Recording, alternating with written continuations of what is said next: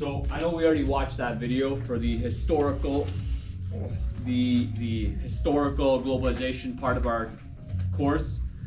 And when we watch it for historical globalization, it's one way to understand it is how did these, let's say, North American and European countries benefit from, let's say, colonialism, imperialism. For this unit, one way to interpret it is, how does industrialization impact a country, right? Or a nation rather.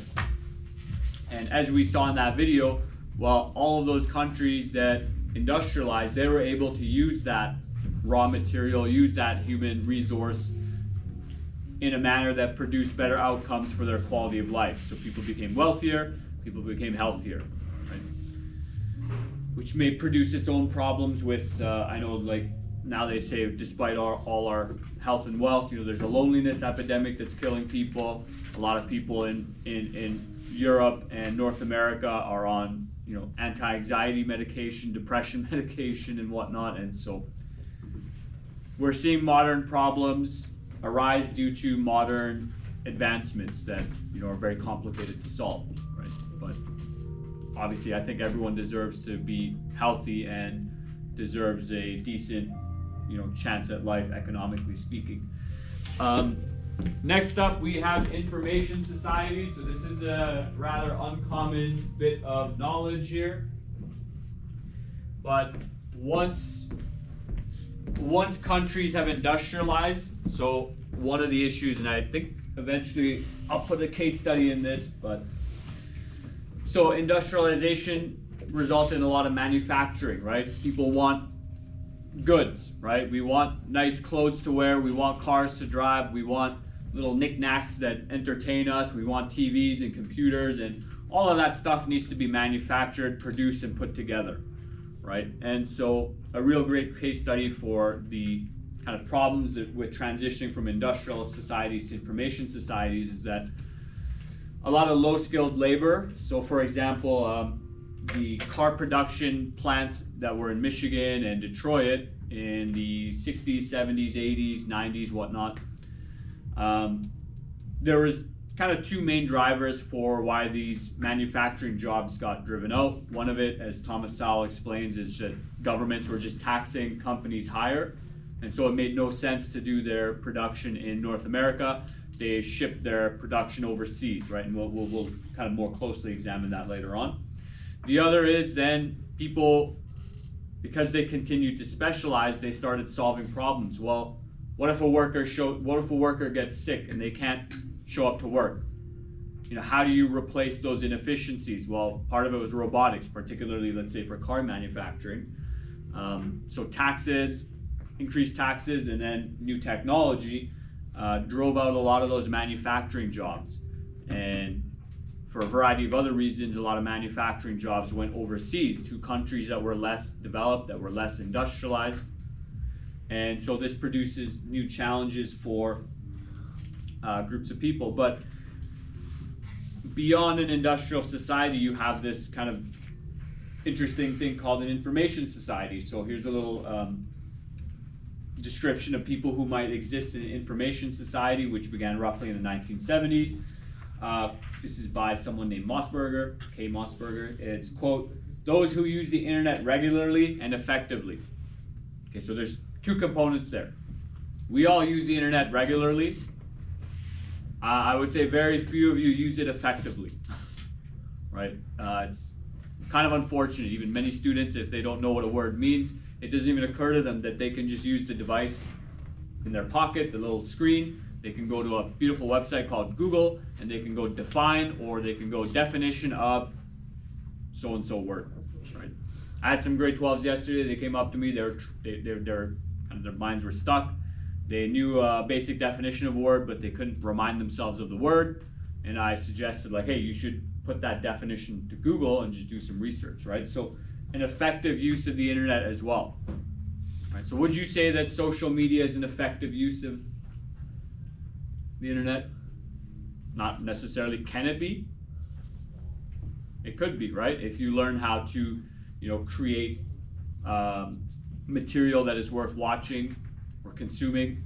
If you understand how to use the internet to advertise, to market your ideas, right? If you understand how to use the internet to gain more information and knowledge, and then act on that information in your own life, those are people partaking in an information society.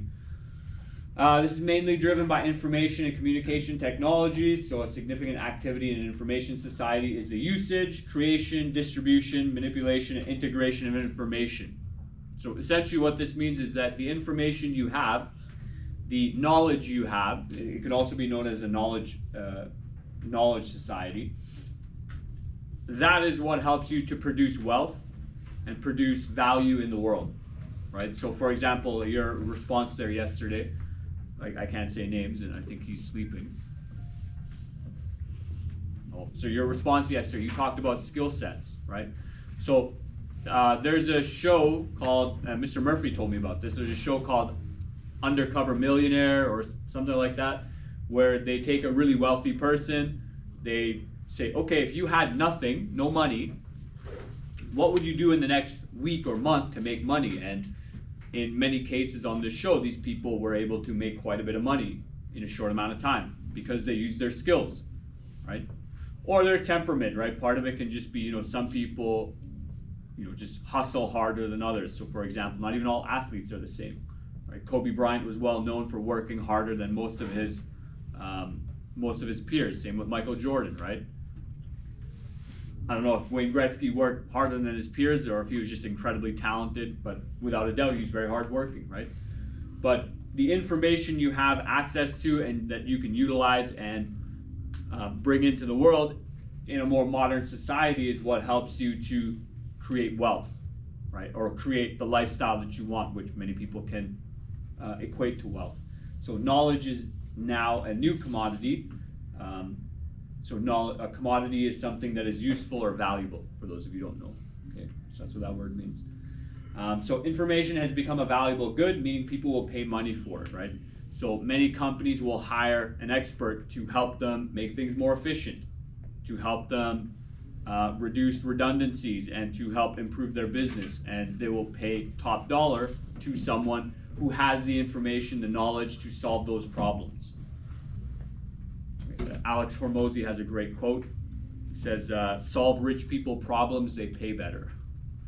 Right? So if you have some sort of unique skill set, unique knowledge that helps you produce an outcome for someone, they're willing to pay you. Do you think many countries exist in this type of society?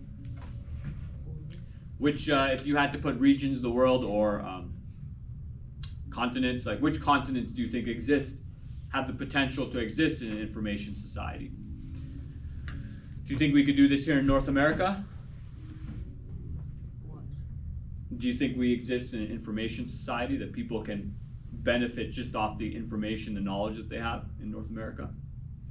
Yeah, I think so. Yes, right. Do you think any other parts of the world that come to mind? In Europe, perhaps as well, right? Maybe in China as well, right? China, because we saw in that video, like China industrialized to some extent, not all parts of it, but China's done a lot for industrialization since the 1970s when they opened up their country and their economy to more capitalist ideas. I was talking to Mr. Olson about this, and he reminded me of a quote from Mao. I think it was Mao Zedong's son. So Mao Zedong was the guy who brought communism into China and kind of overtook the country. And communism proposes to push for equality between people. And what that meant for many people in China in the 1950s to 70s was that they were equally poor. And his son said, well, why can't everyone be equally rich? And he opened up the country to capitalism. Someone's phone is going crazy, but that's okay. You have a question?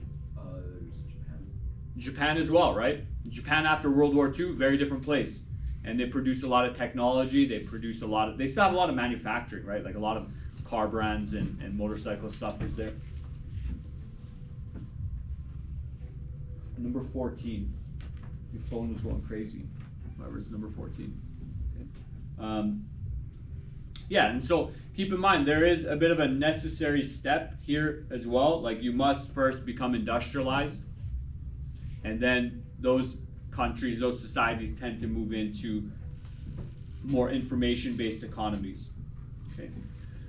So to wrap up this section, so understanding. Okay, so as we started, so understanding how these words change over time. Okay, so in terms of wealth, what people in hunter-gatherer societies considered wealth is dramatically different than what an industrial society would consider as wealth, and maybe even an information society, although there might be some overlaps, right? Your skills, your unique information.